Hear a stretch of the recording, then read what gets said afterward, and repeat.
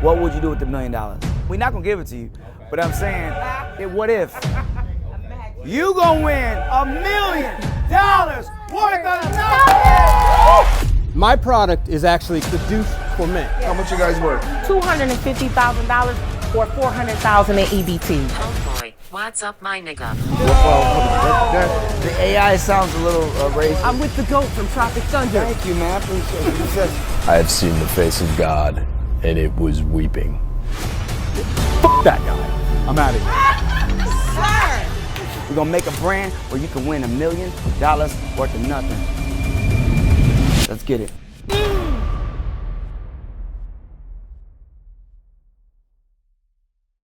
Hey there, geeks. Welcome to another edition of Up Your Geek Spotlight. I'm your host, Lamar Booker, and today's guest is a multi-hyphenated force in entertainment. Actor, comedian, producer, entrepreneur, creative visionary, Brandon T. Jackson. So you know him from standout roles like Tropic Thunder, Lottery Ticket, and the Percy Jackson series, but today we're diving into something brand new. See what I did there? His innovative, high-energy, unscripted competition series, Making a Brand. It's a fresh hybrid of entertainment and entrepreneurship that shines a light on rising creators and cultural leaders. We're going to talk about his vision behind this series, the incredible lineup of guest judges, and how Brandon is using this platform to elevate the next generation. So buckle up. This one's going to be good. All right. Thank you, Brandon, for joining us. What's going on, man? How's everything? I appreciate that amazing intro, bro. Really appreciate that, man. We're definitely expanding as just not an actor, but like you said, you know, we're expanding as a full media mogul as it pertains to making the content that is coming from Brandon T. Jackson Inc. You know, and that's where our studio and production house is. You know, we're housed out of LA, and also we're gonna have some stuff in Atlanta.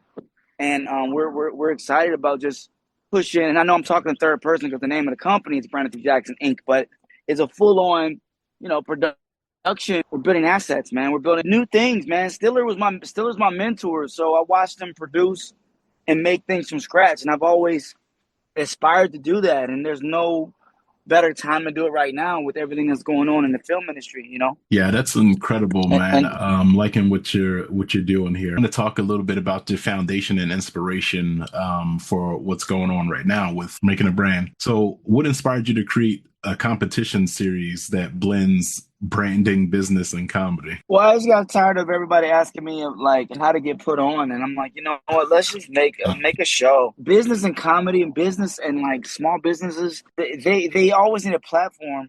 But at the same time, it's like there's like a lot of businesses that kind of, I hate to say it, they kind of just not good ideas. And I thought it was kind of funny to watch and give exposure to the underdogs and people that can, you know, that really like, there's a lot of businesses out here that people don't really know about. People that's selling Lucy cigarettes, people that's selling things that you're like, why, how is this a business? So I want to shine a spotlight on the underdogs and the people that could never make Shark Tank. The Lucy's. You know, yeah, it's like there's so many small businesses out here that kind of are underserved. I hate to say it, but they're not considered good businesses. It's like the reject businesses. So I wanted to kind of shine a spotlight on I would call it, like I would say, the reject businesses that people would not get funding from a big venture capitalist fund, you know? That's people have a great, lot of man. ideas that are not considered traditional. So I wanted to highlight all the non-traditional ideas in it because it makes good comedy. And I've seen some of these people, you'd be surprised what you can make work too. So I think it's kind of fun to put a spotlight on that. It is pretty cool. I did look at the trailer. That's a great idea. And sometimes getting those people the exposure they need to boost their ideas and everything like that is something that could kind of get them going. So I think that's great. So how would you describe the show's energy and vibe to someone who's unfamiliar with this kind of It's organized chaos, bro. It's just full chaos. We really don't care. No one cares for real. It's literally organized chaos. It's just ridiculousness. It's a cinematically shot, could have been record vibe with a drewski of people who you probably would never think they can have a real business. And these businesses are, you know, people's ideas, they would never get picked ever. Yeah, that's funny. In a traditional sense, I would say.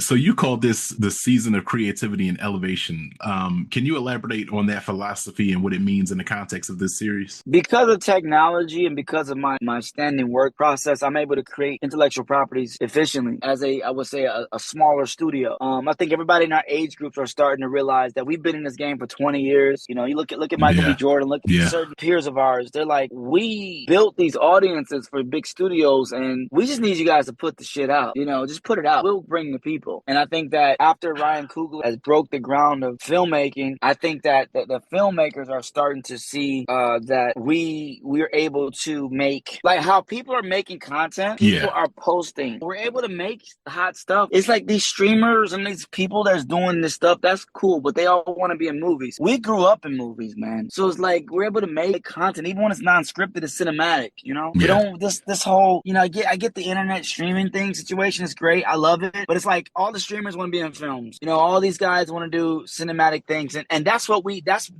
know. You know, the millennials, you know, the people that grew up in film, we don't know the digital side of things. So now it's like the filmmaking is becoming like a digital situation where all you have to do is get an output platform and create the content. So I think people are starting to see that, you know, if you could create a film from scratch, we're trained to create that. Non-scripted and scripted. So when I say elevation, bro, I remember we have to check the gate and see if there was hair in film. If there was a hair in the film, we have to wait.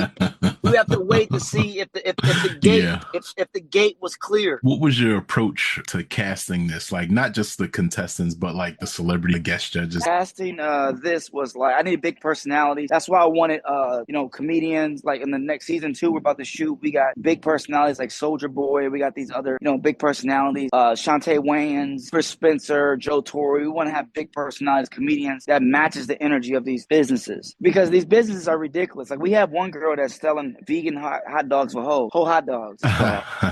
We got and she won $300,000 in EBT. So it's like we got one guy that's selling insurance for hands because he's going to cut your hands off if you don't pay for insurance. And these guys are like, it's ridiculous. No, seriously. Some of these guys are I think some of these people are coming up here saying stuff that just to get on TV, but it makes good TV. No, seriously. We're like, this can't be a real business. Like, yeah, it's insurance. We're like, this can't be real. So I think some of these guys are coming up here saying stuff that sounds funny, but hey, it works for great TV. So, you know, but we put a casting call out and we pick the most interesting businesses, and that's how we get it. So speaking of that, so what qualities are you looking for in contestants who want to join the show? I'm looking for people that have real businesses, and I'm looking for outrageous left businesses, that people that non-traditional businesses is what I'm looking for. I need stuff that's like non-traditional. And I think once people catch on to the first season, I think they're going to start even more being like, oh, I got this crazy idea. And I think that's where it gets fun, where people know, okay, if I come on here with the craziest idea, then I'm gonna get seen. So I think they're starting to catch. So whether these businesses are real or not, you know, from their perspective, I think people are starting to come in with just off the wall ideas. Those are the ones we look for, the ones that's not traditional. The more untraditional the idea is, the more we like to exploit it, because that's where the comedy comes in. So you're known for comedy, but this show kind of taps into business branding and mentorship. How did you balance those elements while keeping it entertaining? Well, with the community, we have a community where the Making a Brand community, we have an apprentice program where people can actually read the books on how to really make a brand. The balance of that, we try to find a business that's actually sustainable and make that business be the winner of the actual brand, where they can earn their brand and actually have a real apprentice mentorship with that. So you'll get somebody with certain oils, certain things. You know the difference between the people that's coming on and being like, hey, I got this crazy business, and people's like, yo, I've sold 20,000 copies of my book. I got this.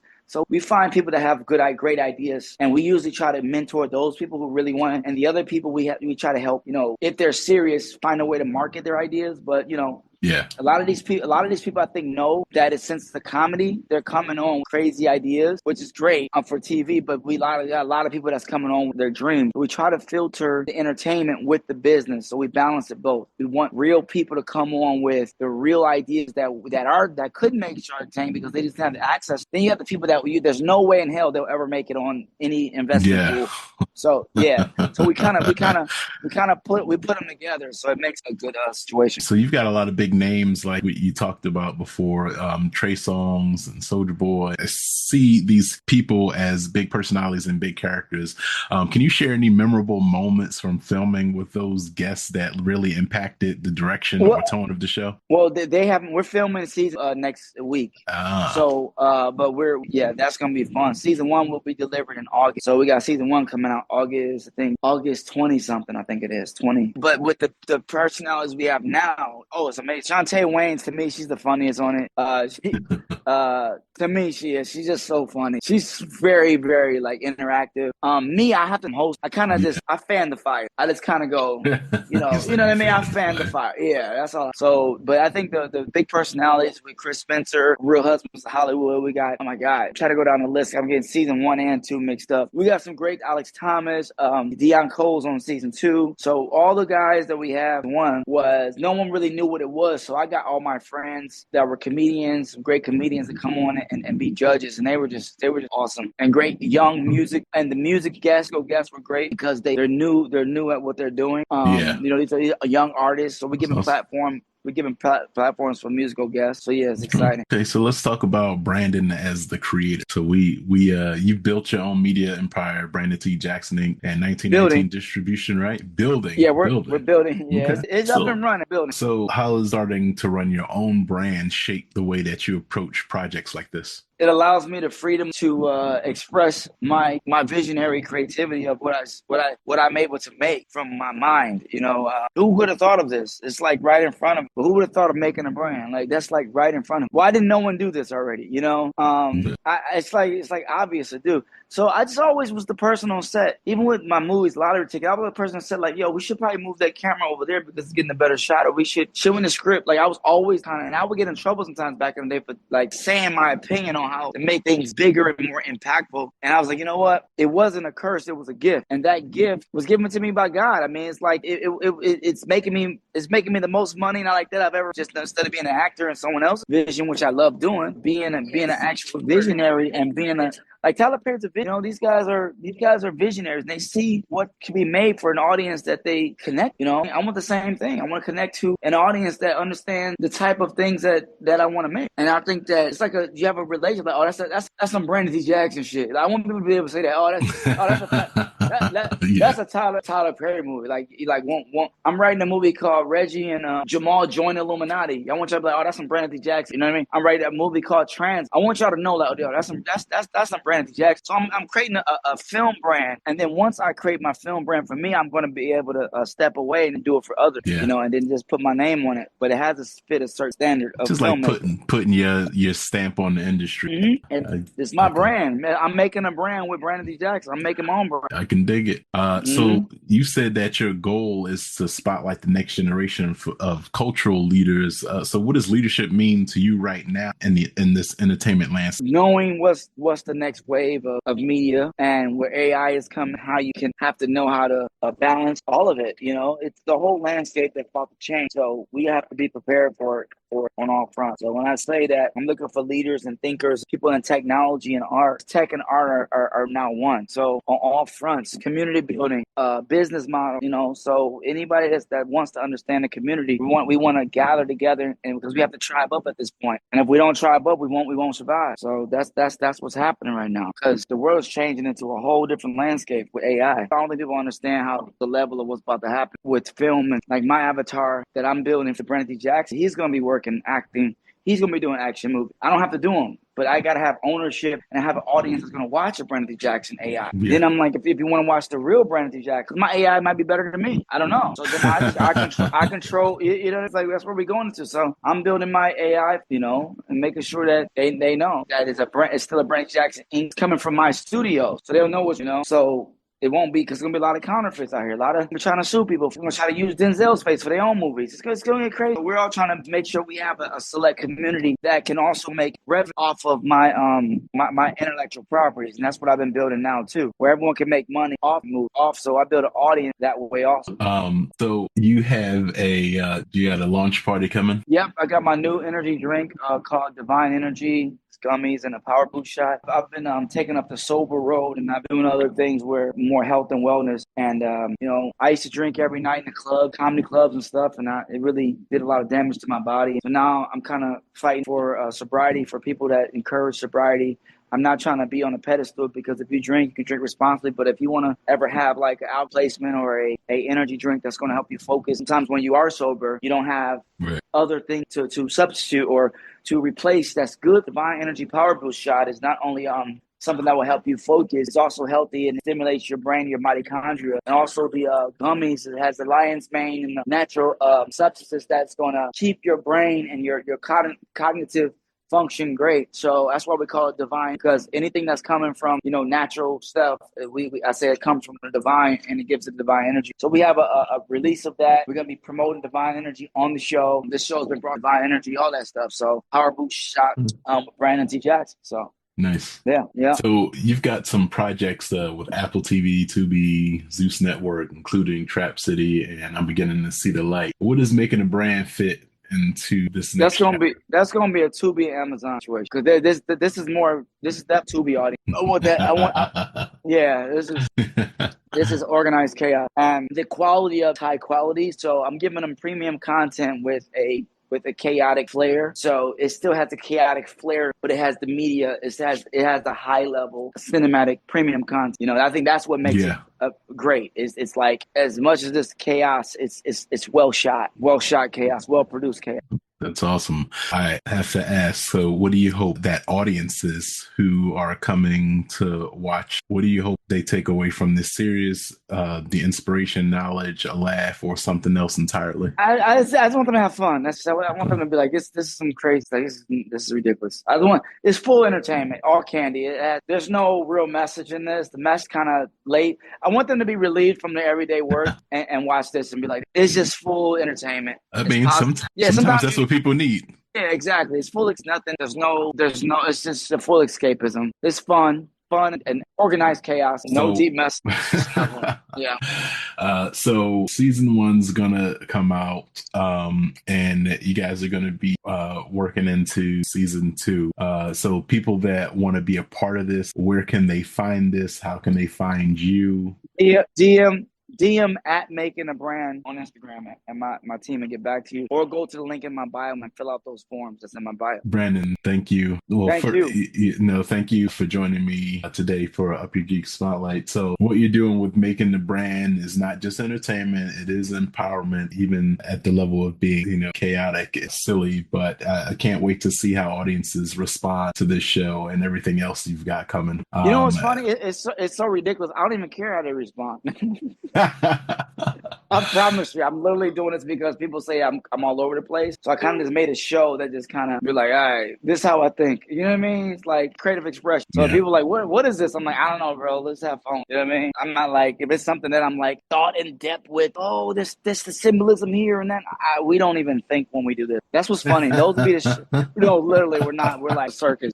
It's like, bring out the flares, bring out the, like, you know what I mean? It's solely ridiculous. But and I'm okay with that. You do have, as personality that you are, you have like multi-generational fans. Yeah, that's what I'm saying. So younger people might attract this. Who knows? I didn't know I had such a big following overseas too. So it's a blessing to have that multi-generational fan base. I just keep working, man. And I look back and go, oh shoot, you know what I mean? We lit this fire. So I just keep my head down. I try not to look up too much. To our listeners out there, be sure to check out Making a Brand. Tap into Brandon's work across his platforms, the Apple TV, Amazon, Zeus Network, Tubi, and follow his journey as he continues to break boundaries in the industry. Until next time, everyone, stay passionate, stay creative, and keep leveling up. Hello again, freaks and geeks. That's it for this edition of Up Your Geek Spotlight. Huge thanks to Brandon T. Jackson for joining us and giving us a behind-the-scenes look at Making a Brand. From outrageous pitches to real creative empowerment, Brandon is building something truly unique, and we're all here for it. If you enjoyed this episode and want more conversations with the voices shaping pop culture, be sure to follow Up Your Geek on all of our social platforms. Grab that subscribe button and leave us a comment or review and let us know what you think. Until next time, freaks and geeks, stay passionate, stay creative, and keep leveling up your geek.